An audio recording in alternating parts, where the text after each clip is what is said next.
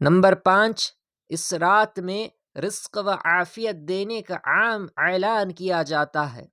نبی کریم صلی اللہ علیہ وسلم نے ارشاد فرمایا، شعبان کی 15ویں رات میں سورج غروب ہوتے ہی اللہ تعالیٰ کی خاص تجلی و رحمت پہلی آسمان پر اترتی ہے، اور اللہ تعالیٰ ارشاد فرماتا ہے، کوئی بندہ ہے جو مجھ سے مغفرت و بخشش طلب کرے اور میں اس کو مغفرت کا فیصلہ کروں۔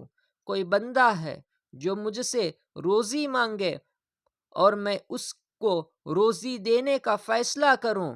کوئی مصیبت میں مبتلا بندہ ہے جو مجھ سے صحت و عافیت کا سوال کرے اور میں اس کو عافیت عطا کروں۔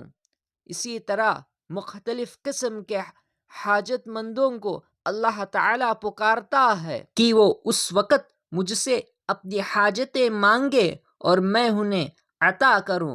سورج غروب ہونے سے لے کر صبح صادق تک اللہ تعالیٰ کی رحمت اسی طرح اپنے بندوں کو پکارتی رہتی ہے۔